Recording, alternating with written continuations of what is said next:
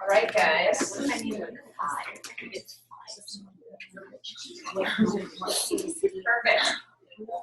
Well, first, I would just like to thank all of you for taking the time out of a Thursday night and coming out here. And I don't know how many came from the city or in these parts, but it's great. When I was asked to do this, and I looked on the thing yesterday, and I was like, oh my gosh, there's like people coming. So I really applaud all of you for coming, and hopefully we can have a good discussion tonight, and we can stimulate some dialogue and your own questions that are going on.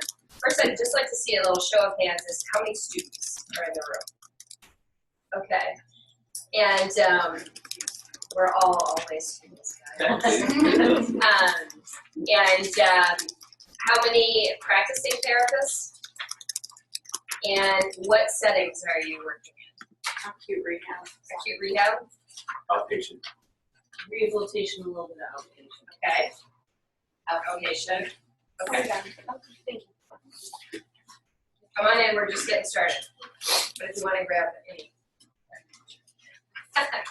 All right, so tonight I'm really going to talk a lot about the postgraduate options in physical therapy in Illinois specifically, and go through some of the differences in curriculums when you're trying to decide between different residencies and fellowships. I'm going to spend the crux of the night talking about residencies and fellowships and all of the options that we have. But also I'll dabble a little bit into other educational opportunities that you have and how you start to try to figure out what options you could do. And then hopefully at the end we'll be able to have a little bit of a dialogue. And throughout the entire talk tonight, please just hammer questions. As things come up, don't wait for the end when you may forget. And I'm not very intimidating, so you can just say, Malloy, I've got a little question, okay? So a little bit of a background with me. Was interesting because as I was writing this, I was thinking to myself, okay, you know, I've actually been a participant in all of these different avenues of online teaching, online students, and also I was the first master's class from St. Louis University back in December of '97, and we were promised that this was the last degree we would have to get. And that lasted, I think, all of like maybe 10 years, and then it was like the DPT, and I was like, seriously? Like, this is why I did this. But now I am getting my DPT from Arcadia, so I hope to be done by December. But my first position was a rotating position at the University of Chicago, and this was back early '98. And so I took this position as a position where you go through all the different departments, you have a mentor, and you learn all the different areas of physical therapy, and then you decide which department you want to stay in. So I did do a lot of the in-house mentoring, also attending lots of continuing ed throughout that time. And then I moved to Colorado. And I was the director of a big sports medicine center called Howard Head Sports Medicine, which is right in Vail. And so we got to ski a lot, mountain bike a lot, and all of our patient population was very, very different from the University of Chicago, which tends to be, you know, it's an inner city hospital, so, but a very diverse patient load. And we established a sports residency out there that's still going on. And then 7 years ago, my family and I, we moved back to Chicago, primarily so that I could start the orthopedic and pediatric residencies at the University of Chicago. It was a place where I had already been established, and when I called and said, we're coming back to the Midwest, do you guys have any desire to start residencies? And they said, seriously? Like, you're going to come back from Vail? And then they said, and seriously, like, you've already started a residency and you want to start 2 more? And this is what I love. I enjoy this, and that's why I get really excited about nights like tonight where we can have this dialogue as to, okay, what do I do as a clinician? What do I do as a new grad? What do I do as somebody who's 5 years deep and can't maybe necessarily, you know, go to the University of Chicago and move and all those kind of things? So what are my options? And now I'm getting my transitional history. So I also went into the APTA to look at the strategic plan, and they weren't super concrete when looking at the strategic plan, but a couple of things stood out to me. And I think it really, everyone here, because you're here, it shows me that these are things that you want to be aligned with. And the residencies and fellowships are really in alignment with the strategic plan, which was interesting. And the key points are to enable physical therapists to provide best practice. It's really challenging to know what is best practice unless you're delving deeper. To also maintain the high standards of our profession, especially with the intellectual stimulation and really delving into the research and what is best practice.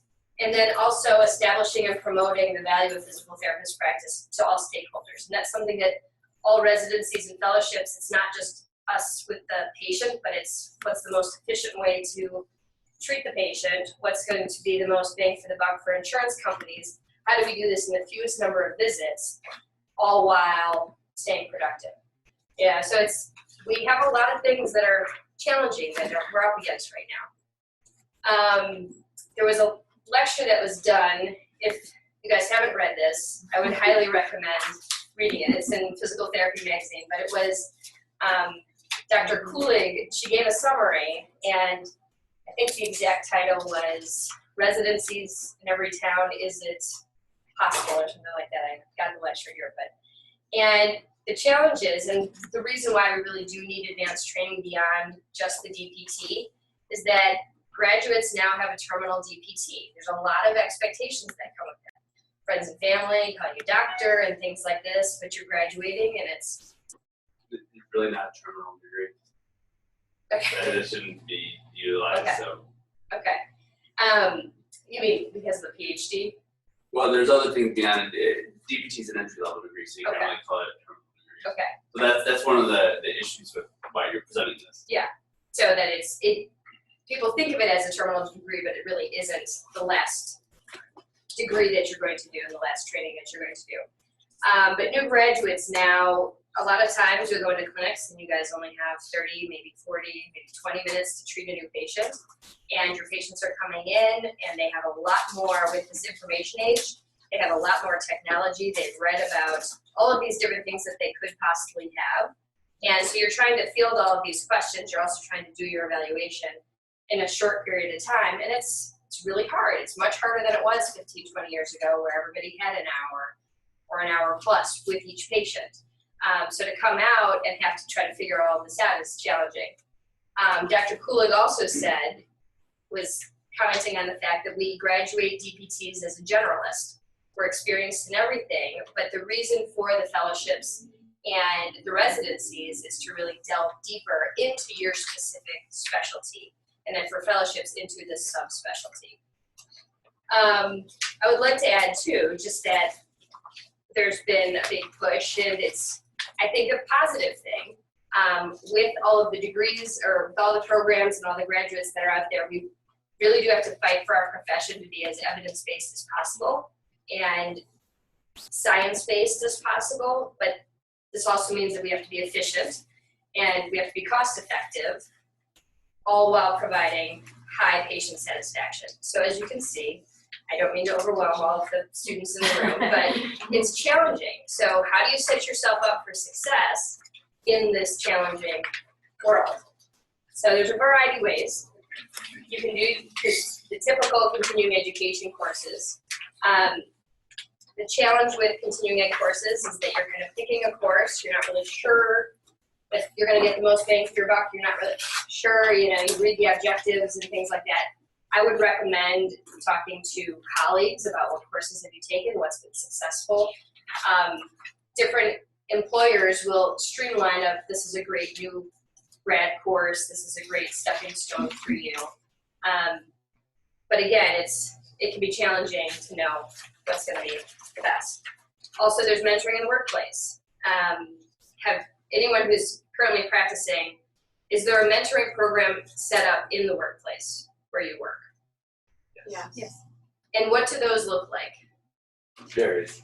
It varies? It varies. Well, if they're very green, we have a residency program at ours, but we also have other students who come, or other new graduates come in who don't want to do the residency program. So what that usually means is there's at least 1 hour a week, one-on-one, having a senior therapist work with them on a challenging patient, and then there's another probably a 45-minute skills and service type thing every week that the younger therapists come and bring challenges or go along a certain program that we whatever their weekend, their weakness is, looks like, okay, you guys are all really stinking it up and cervical, lower cervical work. Let's work on this for a couple days. Okay. So. It's something similar. We have a lot of students that come in. We devote an hour of manual And time. you're at UIC? I'm at UIC, yeah. So we'll let the newer hires kind of hang out with that. They have a tutorial session, and then they are assigned a clinic mentor that actually is their person to go to the session. So we try to be pretty strategic with that. Okay, great. And we do the same, since you're assigned a mentor, and there's usually 45 minutes to an hour blackout weekly to go to with your difficult cases, whether you use them practicing on each other or lecturing, talking, So that would be a key that I would star as you're going to be going out into the job field. Is it's a big question to ask is, do you have a mentoring program? And I promise you everyone will say yes. But then the next question to follow it up with is, what does it look like? Does it really, and when you're having lunch with the people of, so how often do you meet with your mentor? Mentor, I didn't know I had one of those, you know.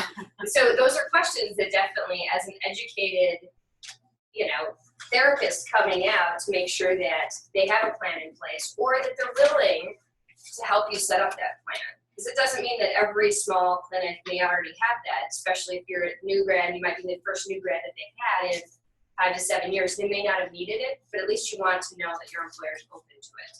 You want to ask the question versus, of course we'll do it. You can also do your own, take the advanced specialty boards, your ADPTS certification on your own. That's the way, I studied for the OCS and I took it. I didn't do a residency.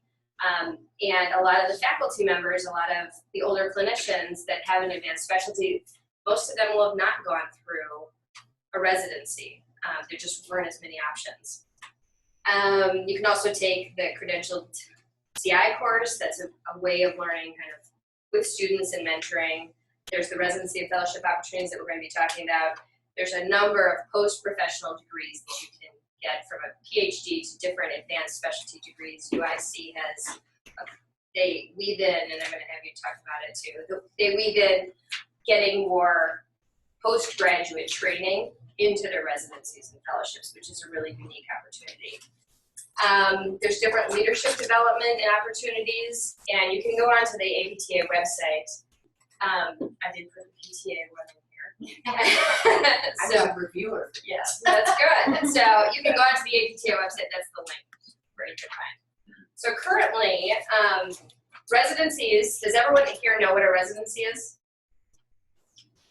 Kind of, okay. So residencies, think of those as a structured educational experience. They're both didactic and clinical, and it's following your entry-level education and licensure. So everyone, it's after you've gotten a license, for all of us in the state of Illinois, and it's to advance your knowledge skills in the specific area. So these are the current residencies that are in existence. There are many others that are in the process of getting credentialed through the APTA. And so when you go onto the APTA website, it's not just the programs that you see. You can see the developing programs, I think is what the tab is called. And we can talk about that too. I would not shy away from those because it might be a way to get in with a highly competitive program. So there's 4 in cardiopulmonary, 83 in orthopedics, 28 in sports, 15 in pediatrics, 8 in women's health, 27 in neurology, 1 in wound care, and then 1 in clinical electrophysiology.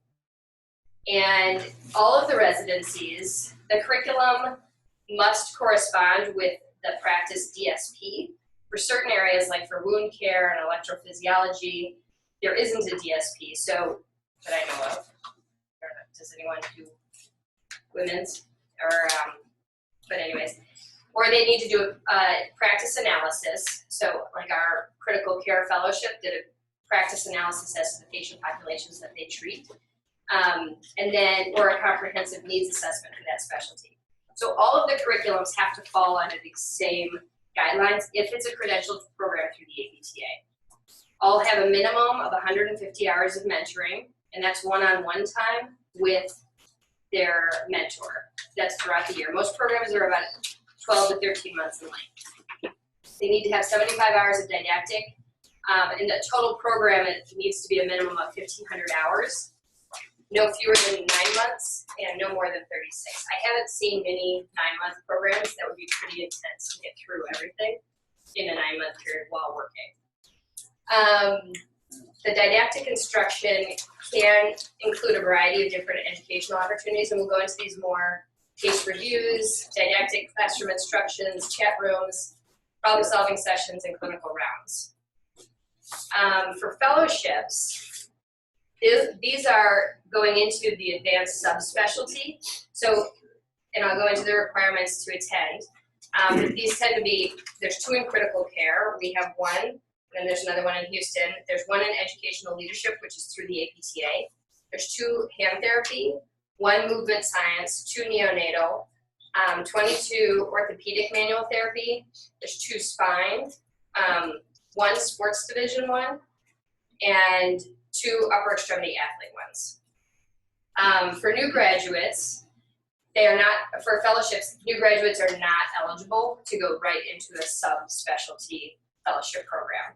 The applicants need to at least have a specialist certification. So one of, if you were going to do the manual therapy fellowship, a lot of times they would have their OCS, or if they were going to be going into the spine, they would have their OCS before they would go into hand or spine or the manual therapy.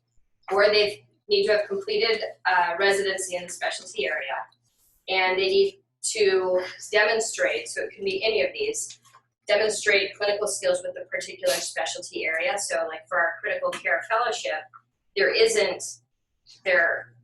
acute care residencies are still in the process and they aren't in the state, but you need to have had at least 2 to 3 years of acute care treatment before you can go into the critical care fellowship.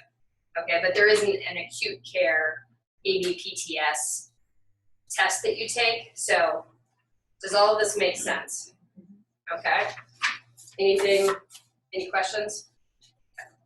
So the quick facts, for residency programs, there's 182 accredited, and this again changes slightly year to year, just because people are going through certification all the time. And there's 1,603 graduates and residencies. Fellowships, there's 35 programs and 941 graduates. The challenges for these programs is that they're limited in number. There aren't that many. If we take our statistics and they're very competitive to get into. And I'll go into more of how many are accepted into each program specifically for the state. But an example is for our orthopedic program, we just had 25 applicants for only 3 spots. And for our pediatric program, we also had 25 applicants, but just for 1 spot. So they're highly, highly competitive. And our resident who took our PEDS position for this year didn't get it last year. So she then came, worked with us for the last year, then reapplied, but she had essentially been interviewing all year long. It was her way to get her foot in the door, and then was accepted this year for the PEDS program. But you have to be able to decrease your salary, or for some of the programs you pay to enroll. So there's a bunch of the non-traditional programs that I'll also talk about briefly, and a lot of those you're paying to attend the online courses to then get your residency or fellowship degree. Most are a time commitment of at least 9 months to a year. And one of the big pitfalls that we need to talk about is that there's been a lot of programs that have been developed to try to meet this demand. Employers see, oh, people want residencies, let's join up with this program and let's just do a residency. But to have a good, solid, established residency, it takes a lot of work. When I moved back here 7 years ago, there was the UIC fellowship, and Achieve had an orthopedic residency, and I think those were the only 2 accredited programs in the state of Illinois. So there's been a big growth in the last few years, and that's where, not all are created equal. There was some research that came out in February 2015 that showed that fellowship-trained clinicians did have better outcomes with patient care than residency-trained or just regular PTs. but it didn't show that residency trained therapists had better outcomes than PTs that didn't have the advanced specialty. So everyone was like, okay, what's going on? Did anyone read? Well, isn't that stating though that the fellowship people had better outcomes? They've already been practicing before, had another specialty that leads them to working with patients and everything. So you would almost want to assume that yes, they would be better with patient outcomes, because if those who just have residency, like if we're just getting out of school and we're going into residency, we haven't had that clinical experience quite yet. Exactly. So that's kind of like skewed data because they've already had the clinical experience. Right. So And it was, and the flip side of it is we need to, people that are running residencies and fellowships, we need to be establishing what is the difference. And that's one of the challenges that we're going through is how do we objectify what we're doing. And I can say definitely, if you look at our faculty, only one is residency trained, but they have all been practicing for a very long time. Are they stronger clinicians than our residents who graduate, get their OCS, and are out 2 years? Yeah, they're still stronger clinicians, but I can say from what I've observed that the clinicians that have gone through the residency versus someone else that's 1 year out, they do have stronger skills in that specialty that they've worked in. So the study didn't account for taking someone who just graduated from a residency versus someone who graduated the same length of time and just worked. It didn't account for that. So you're exactly right. Anything to add from, did you guys read? Yeah, Jason actually came to UIC. I can't remember what he was saying about that, because I thought he was comparing new grads similarly, but obviously he runs a residency program, Right. and he wanted to say, oh, residencies are Exactly. better. But like 1.2 million bits of data that just didn't support it. Yeah, exactly. So I think he was trying to compare similar length of being out with their residencies. Yeah. Right now. But and some of the rebuttals that came out of that is, again, there have been so many programs that have been developed. They're not all created equal. There's a variety of teaching styles, and maybe we haven't perfected the teaching style. There's also lots of different faculty, as probably you guys know, that have all gone to different programs in Illinois.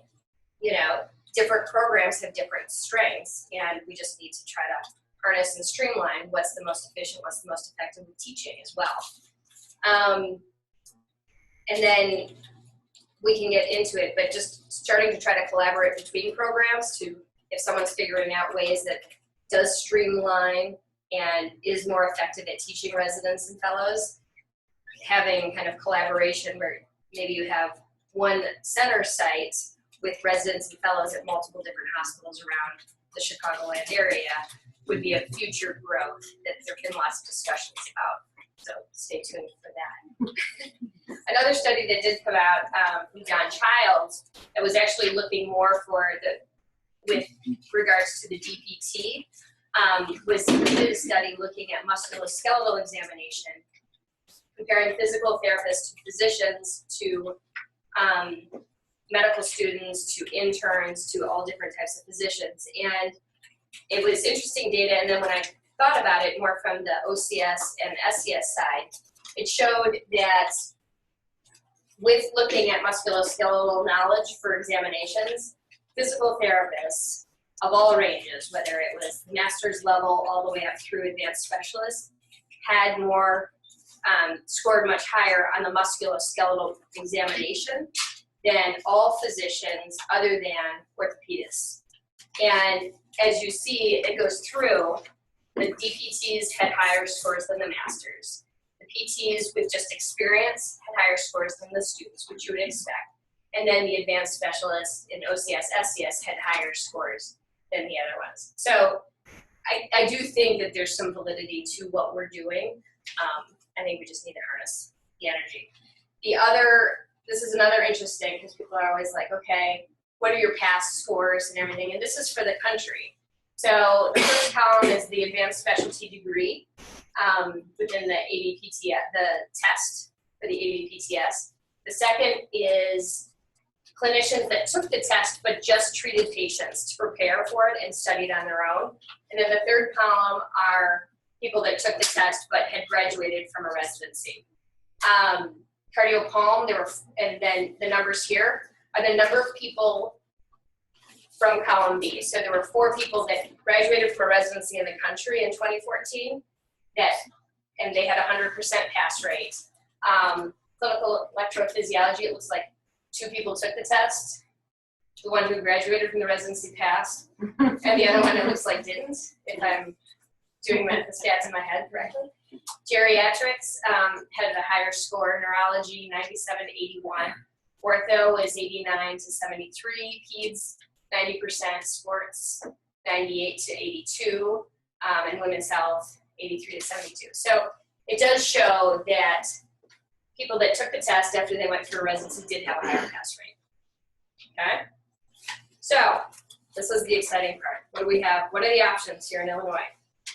So for orthopedics, there's currently 8 programs, Peds 1. There's 1 developing women's health that I'll talk about briefly. 1 developing neurology. There's 2 sports, and then there's a number of manual therapy fellowships. One of the things with manual therapy is that there are many distant learning options that then have clinicians here in Chicago that are your mentors. So, and then 1 critical care. So there's the traditional and the non-traditional models.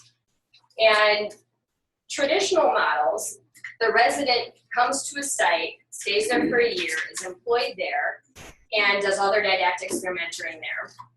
Non-traditional, they utilize distance learning with some educational opportunities might be online or attending courses at a different facility. And there may be travel going on for your testing and things like that. All of the programs, like I said, that are credentialed have set curriculums that they need to be following, set number of mentoring hours. So to stay credentialed with the APTA, there's set standards, but how they're going to have you do your didactics, there's different programs where you'll log in online and that will be your didactic. And then, but you still have to do some hands-on time. And Bob has experience with the distance learning program, so he'll talk about that a little bit with the IPA. Everyone needs to take written examinations. There need to be clear mission goals of all the programs. And they'll share that with you. If you contact the residency or fellowship director, they'll share with you their mission goals, the objectives that you need to meet.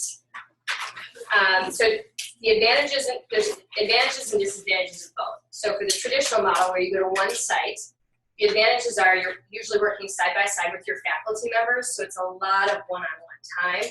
Even, at our facility, we have 10 orthopedic specialists, so even if it's not your mentoring time, you're having lunch with them, you're discussing the patients, you're doing peer reviews with people side by side who are also teaching you. There's a big ease of obtaining your mentoring hours, and there's a lot of other educational opportunities that are usually going on. Obviously, in a big medical center, there's grand rounds, there's lots of, you can go to lunchtime meetings, 3 a day if you wanted to. Nobody eats lunch 3 times a day or has the time for their productivity to eat lunch 3 times a day. But you could get more education than you could ever imagine, just because you're in that type of setting. We have a comment from one of the Zoom users. They said that Deborah says UIC has a developing ortho residency program on site, which is a unique setup. Yes, stay tuned because there's some slides coming and there'll be some discussion about the UIC program. But it isn't developed. It's There's okay. Anyway. a little something. Okay. So the disadvantage of this traditional model is that often you have to decrease your salary, so you're not paid a full salary, and I'll get into that with some specific programs. There's fewer positions and for the number of applicants, so like I was saying, it's very competitive. And for everyone, it might not be realistic to move yourself, your family, to move cities, things like that, to go somewhere for a year, and then and then what? Then you've got to try to get a job and things like that. So financially, it's not always ideal to just uproot and move. For the non-traditional model, the advantages are there's a high number of positions available, so they usually accept a lot more people. There's usually open start dates, so there isn't this cutthroat deadline of, ours is March 1st, and if you come after that time. There's the ability to stay with your current PT position, your current salary. You're accessible from all areas in the United States. That's the other thing, is that there's a lot of states that still don't have programs. So what do you do if you, I'm picking on Alaska. I don't know that Alaska doesn't have any programs, but if you live somewhere far away, you should also have the opportunities to get some of these didactics, and maybe you have to fly for 2 weeks and get your mentoring at certain times. But there's a lot of really good programs even within this different model. And you can do them at your own pace. Life happens and other things. Some of the disadvantages are the expense. Evidence in Motion on their website, it has that it costs $8,000 to $15,000 to sign up to take their residencies and fellowships, which is expensive, especially for a distance learning model. Does that include mentoring? No, that's another piece, and you get to negotiate the cost of the mentoring with whoever your mentor is. So then you have to try to find, and that's one of the other bullets that I was going to say is the challenge of, so you're doing this distance learning, but what if you don't have any mentors in the city that you live in? We're lucky to live in Chicago, where you could pick a mentor from every kind of guru that's trained under probably every approach of physical therapy within a 20-mile radius of you, which is excellent. So get all your training before you move out of Chicago. Plug on that. But it's great. And I mean, one of the other great parts about being in a big urban setting is that you can take all of these, you can go and take some of the different courses. You don't need to immerse and get all of your residency training with them, but you can pick up clinical pearls from all of these different avenues as well. And there's the claim that there's less of the overall immersion because life's going on. But I would say again, I was able to get my advanced certification, and I did this on my own. And a lot of people do it. So you can easily do it, but you have to be self-driven and self-motivated, and you got to stay on task and come up with your goals. And one of the other, some of the other programs, there's the cost of traveling. So you may have to fly to California for 2 weeks, and it's very, very expensive. Like, where do you stay when you're there to do all of your mentoring and things like that? So there's different challenges with the expense. So in Illinois, the orthopedic residencies that we have with the traditional model, there's the University of Chicago, Loyola has a program, Northwestern and RIC have a program, and they're in the midst of their credentialing. And then the University of Illinois, and then Achieve has a program. Is there anybody here from Achieve? No. The non-traditional models are, would you call the IPA, Bob, a non-traditional or a traditional? It's interesting. So it's probably blended, Yeah. hybrid, because traditional meaning they're in one space, they're getting all the didactic elsewhere. Mm-hmm. So that's where we'll go to the non-traditional. They can take their 6 classes, 7 classes elsewhere. Right. And they get their mentoring and they work under a mentor. So it would be more of a hybrid. Yeah. So when we get to the IPA program, I'll talk about it. But it is definitely a hybrid where you don't, and which is great from the course standpoint, that you can take courses kind of at your own pace as to when it fits with your own schedule. Versus ours is very regimented. We teach me at this time, and you got to be there. Evidence in Motion is, I tried to reach out. Anyone from Athletico or Accelerated that's doing that program here? I did reach out to them. They were doing the Evidence in Motion, but I didn't get a response back. So they're another big employer in the Chicagoland area that I believe is using the Evidence in Motion. But don't quote me on it. And then St. Augustine, it would be another distance learning where they have faculty members here. There's probably a lot more distance learning that I'm not addressing, but these are the ones that I knew about. So for the University of Chicago, our program, we were accredited in 2010, and we take 3 orthopedic residents a year. Our deadline's March. We have 10 OCS faculty, 2 FIOMT faculty that are also OCS, and then 2 PhD faculty. Our salary is 30% less than a new grad salary, and that's how we pay for the program. Our curriculum, they do 14 hours a week of their advanced, their didactics, their journal clubs, their observation of physicians and senior clinicians, and then their mentoring hours. So 14 hours a week. They're scheduled 42 hours a week because that's what we're all scheduled. but 14 hours is pulled out, so they really only treat 26 hours per week. This is just a quick specific for the curriculum. This is pretty consistent for all orthopedic programs. They have different modules in which you'll be studying all of the things, because this is from the DSP. The unique parts about ours are probably the rheumatology. We do amputations, and then we also do have acute care orthopedic management, so we have a week on that. And our orthopedic residents do work one Saturday a month on the acute orthopedic floor to see kind of the entire continuum of care. And there aren't many programs that do acute care in addition to outpatient orthopedics. But we think it's important, and it helps you, especially when you're in an outpatient clinic. Nothing really shocks you ever. So the other unique aspects of our population is it's a very unique patient population. It's the University of Chicago, so we treat Nobel Prize winners to someone who might be homeless. So, just that diversity, there's a lot of medically fragile patients. And I say, especially comparing to working and living in Vail and running a residency in Vail, if you can treat our patient population, you can treat anybody, because you do treat Division III athletes, you treat very educated people, but you also treat people who might not be as educated or might have more life limitations or psychosocial issues or things like that, all with orthopedic injuries. We don't do a teaching, and we'll talk about this with different programs. We don't have a physical therapy program, so you aren't TAing in a physical therapy school, whereas UIC and Northwestern, and they have those options, which is very attractive for a lot of people that want to be moving into academia.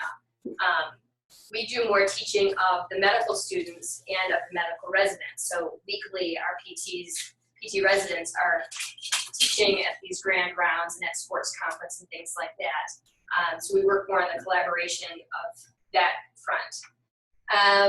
We have 10 full-time faculty members that are all on site. We work in a very small space, but we're all right next to each other, so it's great. And the other unique parts are the acute orthopedic care. We do emergency room coverage, and they do a lot with health and wellness too, running health and wellness fairs. And then the research that the residents at the University of Chicago do is they're required to write a case study we call it submission worthy, and we do want them to submit it either to a journal or to the IPTA for the next conference. One of our current residents is actually presenting a poster of one of his patients from this year.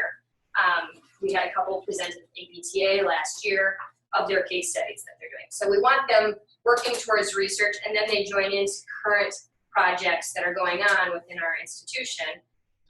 The current class had to give a lecture on core stabilization and assessing core stabilization and core strength. And the reason why they were given this topic was because it's not very objective how we assess core strength. And so that's what they had to do. And then they actually went through an IRB, and they're going to be collecting data on core strength at one of the health and wellness fairs. So they're going to also do an entire project while they're going through the residency. Achieve was one of the first orthopedic residencies. It's also credentialed. Their deadline, I put it on there, is May 1st. They take 2 applicants per year, and it's a 12-month program. Some of their unique parts is that they focus a lot on pain science and manual therapy. The mentors all are OCS with also having the FIOMT. And their didactics, from what I understood from what they sent me, you do them all in California. So you go to California for 15 days, which I don't think would be all bad. But it would just be expensive. And so I don't know if it's broken up into 2 chunks, how you do it, but you're traveling and all your didactic is done, but all your mentoring is done here in Chicago with your colleagues at work. And they can work part-time or full-time depending on. So the unique parts that they said was it's a small orthopedic practice that specializes in manual therapy and chronic pain. They emphasize the one-on-one time with instructors. They can also observe in surgeries and shadow with pain doctors and observing with pain procedures, and their residents have the opportunity to learn more about chronic pain by taking additional courses if they want through NOI. Loyola, anyone here from Loyola? Okay. So their deadline is October 31st. So that's another important thing to note because it's actually later than all the other programs, which is nice, but then they start in January. And they do have a tuition for their program. And the other unique part is that their residents work 40 hours a week, and then their didactic and mentoring is done on top of that. But they get paid a full salary, but they don't get benefits. So that's one of their you know, if financially you need to get a full paycheck, this would be another way where you still get a strong didactic, you still get your mentoring and things like that, but you're going to be making a full salary, and it's all done here in Chicago. Their research component is pretty similar to ours, in which they could do a case study or a full clinical trial. Northwestern and RIC, anybody here? Okay. Peter Rickman sent me a bunch of this stuff, but their deadline is April 30th, so it's coming quickly. If you're graduating now, you can still get it in. And you go through this is another little side note. Most programs now, you have to apply through the abptrfe.org, which is just a centralized application. So you can apply. Our program does that. Some of the older programs haven't opted in. And I don't know if they're said all new programs you have to do the centralized scheduling, but up until last year you could still opt in or opt out. So most, I think, are centralized application, I'm not sure. And it's a 13-month program. They are taking 2 residents. It's full-time. They treat 35 hours a week, and then they do the usual 150 hours didactic, 3 to 4 hours of mentoring per week. They get to do research with the Northwestern faculty. They also TA in the DPT program throughout the year, and they have to teach one of the lectures. So you get more of that teaching experience. UIC. All right. So from what I got from, I forget, is it Jason? No. Somebody sent me a bunch of information. No, Carol didn't send me. Somebody else. Eric Seal, And Kyle. Brad Myers. So I'm sorry if anything's wrong, you can correct it. We have someone on Zoom who's from the UIC orthopedic residency program. So if you had questions or anything, Okay, any great. presentation, you can also. Deb Davey. Yes. So they take 3 residents per year, and unique aspects of their model are the opportunity to treat in the faculty practice, and the granting of graduate credits in either the clinical educator or clinical research tracks. So that is a big draw. What I would say is that you're also able to get postgraduate training and credits for postgraduate school through their program while they're teaching. Is that correct how I'm saying it? It is for the fellowship. I can't really speak about residency. Okay. Because it happened after our time. But the fellowship you get 16 credit hours for grad. Okay. That I've used for my advanced effort. So I'll be able to transfer. I think Deborah would like to add something. Yes, Deborah? Good evening. Yes, we have two tracks. We have a clinical educator track, and the clinical educator track, they're involved in teaching the DPT students, and not only that, but they have to put out either a CAT to the university, the DPT students, the fellowship, the other full-time PTs, and they have to present. They also get their CI accreditation as part of that clinical tract, or they can go and do a research tract where they actually, both of them will give them a certification in either one. They get a certification for that. I can't remember. I think it's 8 credits. No, 20 credits, that's it. 8 credits per fall and spring, and then 4 in the summer. And what they have is they have to give lectures. They have to, as I say, we have a mentoring program that just doesn't have so many hours because we're on site. If there's any downtime in the clinic and they want to practice more skills, or they want to do more mentoring, or they want to sit in with the mentor who's also doing evaluations and treatments, they can also do that. Great, thank you. And those credits that they can get could go towards an advanced PhD? Correct. And you take 2 residents per year? 3, and we've just closed our application, and we have 3 new residents coming in August, and it's a 13-month residency. And what we do is overlap the last month of the outgoing with the first month of the incoming, so that the outgoing actually act as mentors to them. So there's a good handover of everything from documentation to what's expected as far as presentations and education and the research piece. They're also expected to present at CSM, it'll be like the year after they've gone, because there's a submission period for CSM. So they're also expected to present at CSM, and they can have some ongoing research as well. And what year, there was a little question, the residency was credentialed last year? No, it's a developing registry. We submitted all our paperwork, but we've got to have a site visit. Okay, got it. So I think it's term developing or something, isn't it? Yeah, so they would be under, when you're going onto the APTA website, they would be in that 3rd column where I said, still look at the ones that are in the developing phase, because there's a lot of great programs out there. But Yeah, because we've submitted everything. We're just waiting for a site visit now. you have to have residents going through your program before you can get your credentialing and before you can go through your site visit.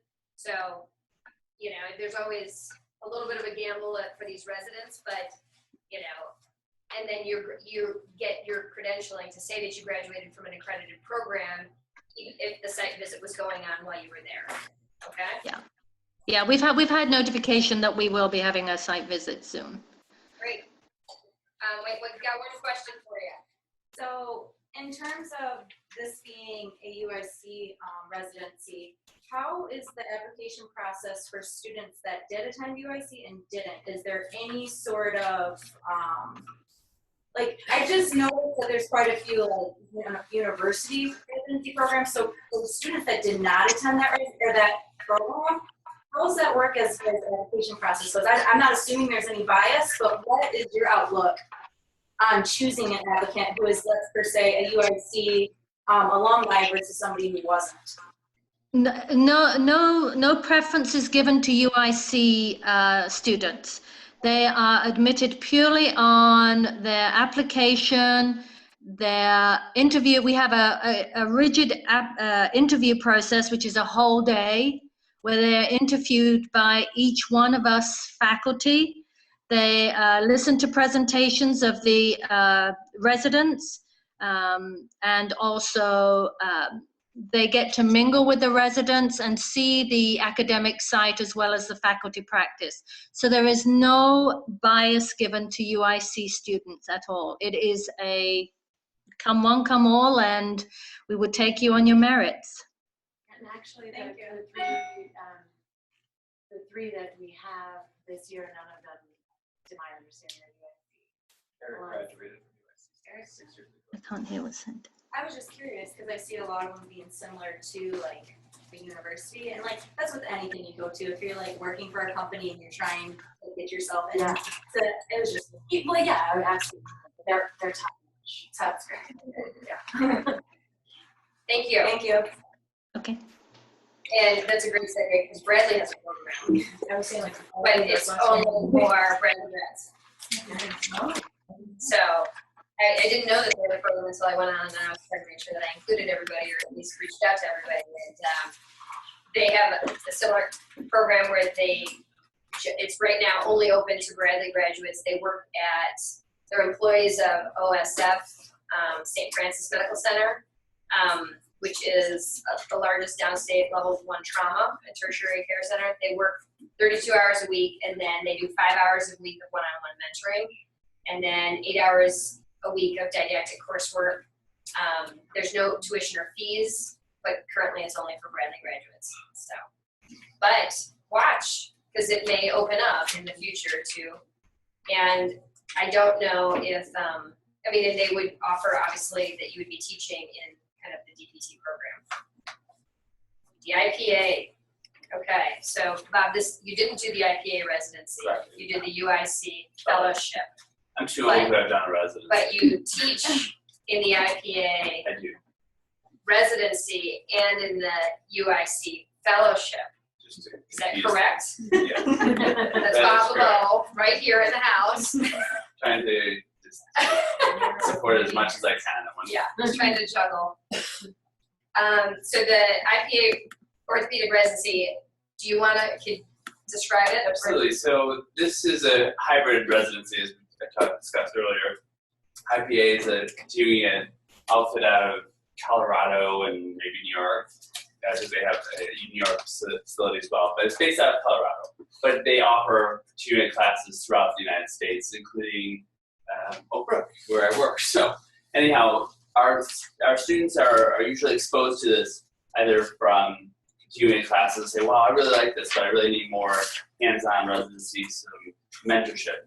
And they get interested in the program and they apply. We interview them. It's probably a 2 or 3 day process where they come in, they shadow us. We look at if they have the skills and the stomach to go through our program. And then we have them treat us to see if they have the hands, physical strength, the flexibility, the drive, and then they apply to the program. The basis of this program is 6 continuing classes. 7. So it's 7 full classes, which is a lot over the course of a year, a ton. Over the course of 2 years, it's more realistic, it's still a lot. Because an average PT may get to 2 classes a year. We're asking them to do double that, maybe a little bit more. Then we have the one-on-one mentoring, we talked about it. We have at least 1 session per week that I'm watching the resident do a full treatment, or 2 half-hour, half-type treatments, depending. Try to bring your challenging client to me. We'll sit there and go through it. I'll grill them and ask them questions and give them suggestions. And then we have skilled adaptive training. So based on the classes that they go and take, there's a checklist of skills. We have to check off, are they proficient in these skills to go on. It's a very time-consuming process. So that makes sure that they have an idea of what they're doing is appropriate and giving them feedback to improve their style.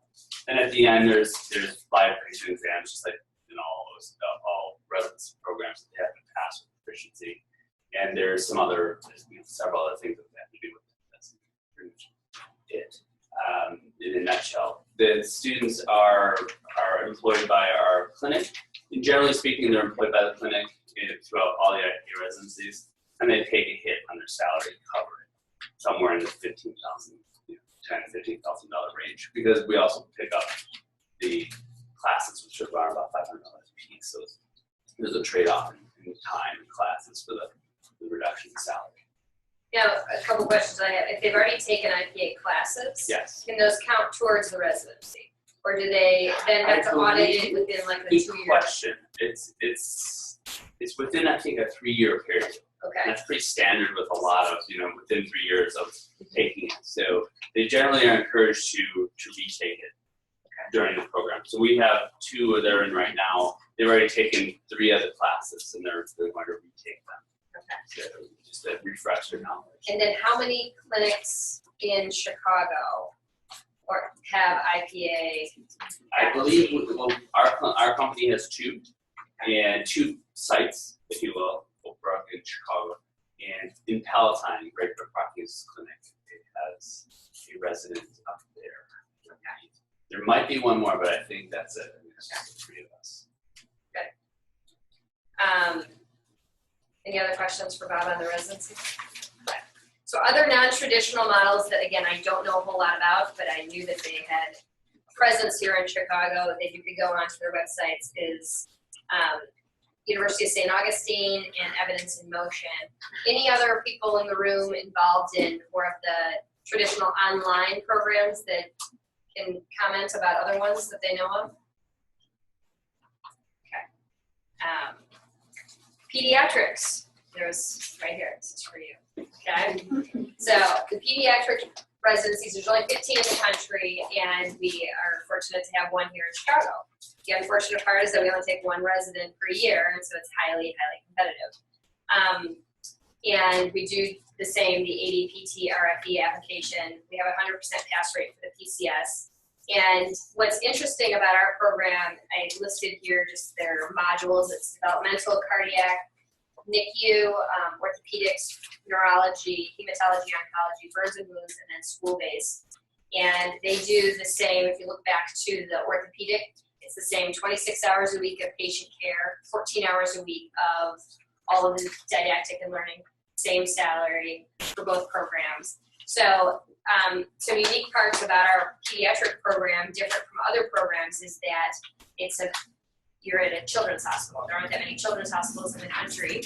And so you get exposure to NICU, you get exposure to EI in school, and we do that with outside schools and private practice EI clinicians to get that piece, but you really do see the continuum of care for peds. They do outpatient ortho for pediatric populations, they do outpatient neuro, and then they do inpatient, they do ICU. So they're running. It's a very challenging year, but they get kind of exposure to everything that you could possibly want in pediatrics. And for sports is a little confusing. They're listed, but when I tried to contact people, I didn't get a big response. But these are the ones. Evidence in Motion lists Illinois as having a site, and then Accelerated, but Accelerated is now Athletico, from my understanding. And so no one contacted me to see whether the sports and the Evidence in Motion programs are still going on, but I needed to say that they were there because they're on the APTA website. So I can tell you a little bit about sports programs that are in the country. There's actually some great ones right up in Wisconsin. That's where the Davies all started. And sports has a unique aspect in that you have to do your your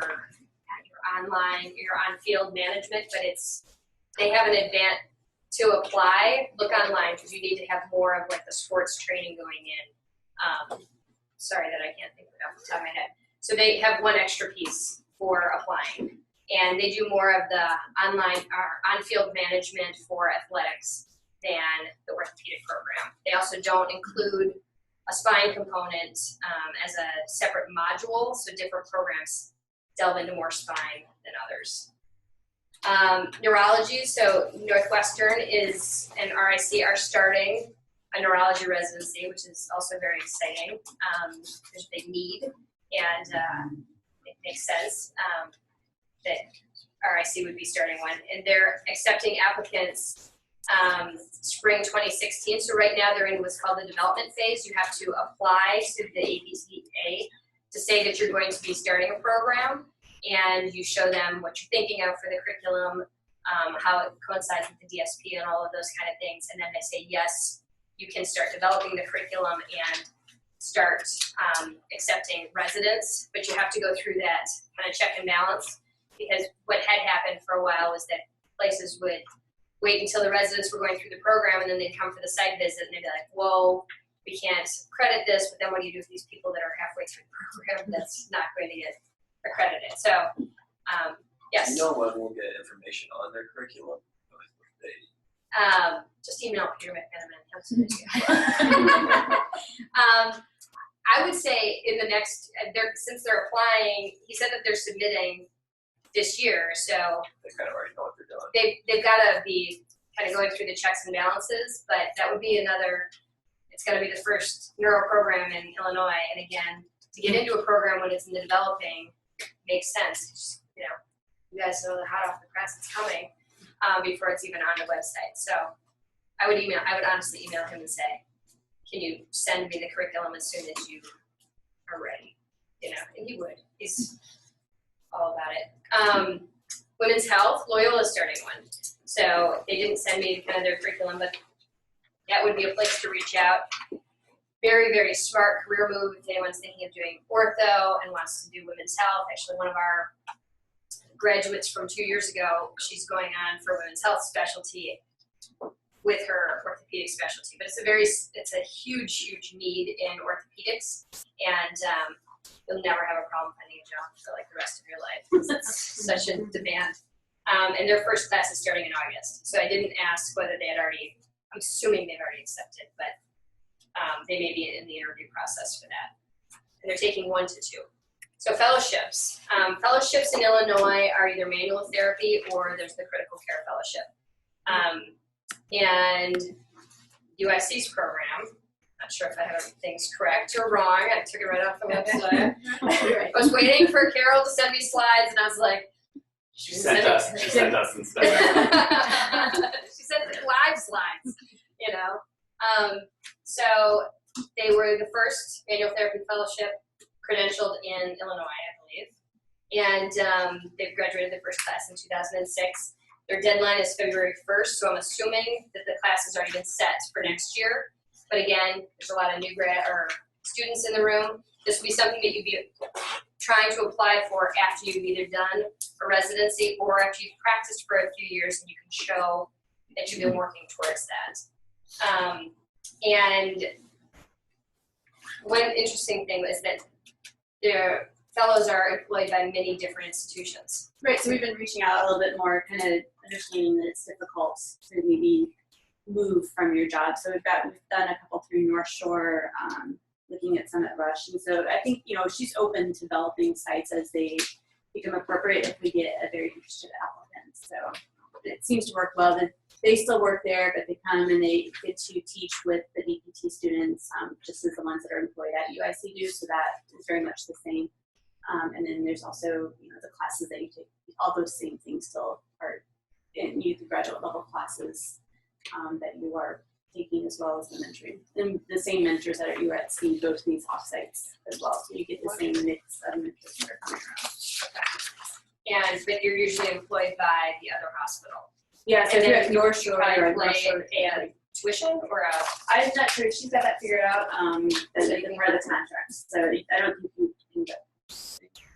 And people can go either full-time or part-time. And I'm sure especially if you're doing the graduate credits, to stretch it out a little bit more because it's like 20 credits to get done. Yeah, It can be up to 20. it's 16 Yeah. if I remember correctly. It's best to do it in a year. Just commit yourself to a year and just do it, because doing it over the 2 years, you kind of are part of 2 different cohorts of fellows.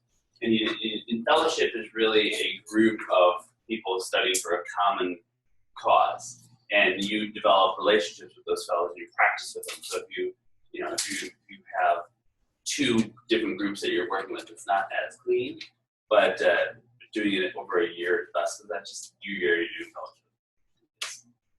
Take it and go with it. So. Any other unique aspects of kind of the UIC, of advantages that you guys saw of being part of a program that's been established for 10 years now?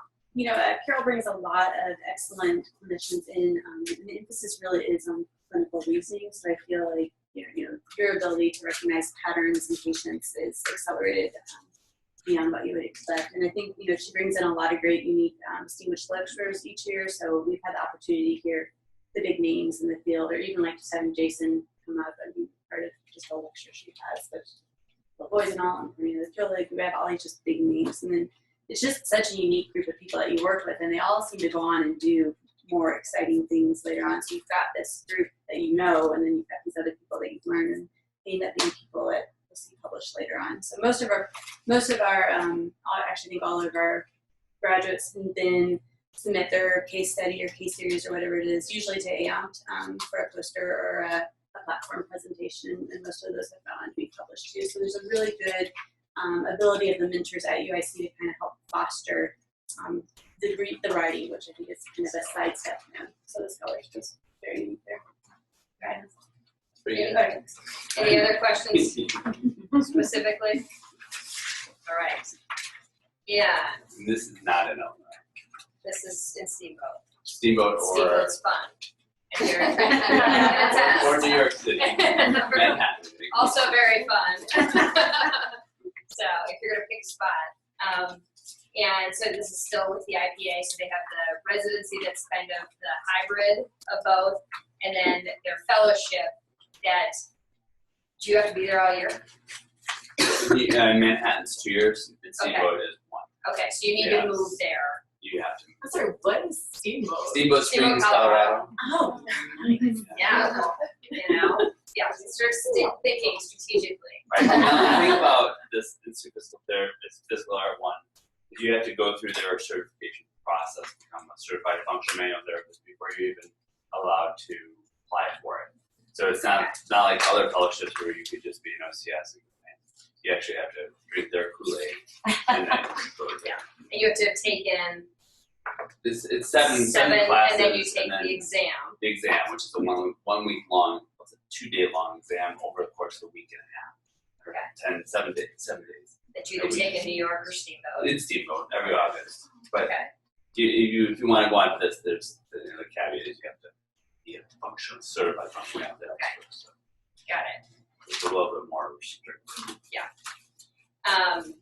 And Achieve does have, I wish that somebody was here from Achieve, but it's posted on their website as having a manual therapy long-term course study. It's not listed as a fellowship, but it's 10 months long.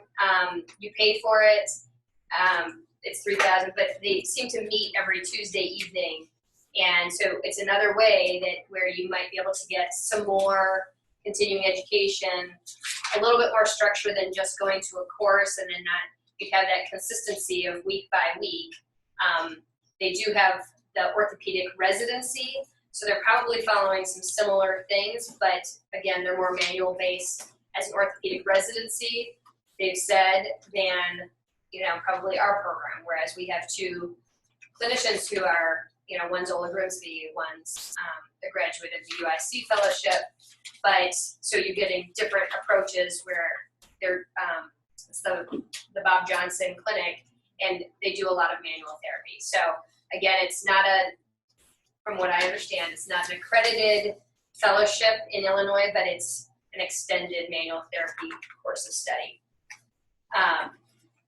All right, I think this is the last one. And Molly, and I don't know if this is the right place, but there's an MTI fellowship that Rosalind Franklin does in orthopedics, and I don't know if you've heard of it. I haven't heard of it. So can I give a little? Give your spiel. This Well, is it. Yeah. Before we move to, it's not critical, so I figured this would be the time to chime in. So this is through a company called MTI, and there's both a certification program in manual physical therapy. Also, there's a clinical fellowship program. And the fellowship consists of, I think this might fall under hybrids from all of the good discussion. So the program consists of 440 supervised clinical hours, in addition to the 2.5 years of coursework completed as part of the certificate program. And the thing that's unique about the certificate program is it's 18 weekend courses spread over 2.5 years. So you can be working wherever you're working, and those weekends obviously are gone for 2.5 years. But it'll allow you to work someplace full-time with benefits of your choice. And there are 40 clinics around where they have certified supervisors that would also help with those mentoring hours. Yeah. Okay, and then does it say the cost? So I'm assuming there's a cost. Yeah, so there's a website that's probably the easier thing to Okay. get all of the information. Otherwise, can you say the website? Because there's people. Yes, so the website would be either the RFUMS, the RFUMS, and then you would go to the physical therapy program and the fellowships, or you could go directly to www.mtitx.com. Great, thank you. So that's another option. They've graduated their first class, I think, last year. Okay. Their first cohort. Okay. I think it's a 3-year-long fellowship. Okay. It's long, yeah. Okay. Because Is it through the APTA? It's not the APT.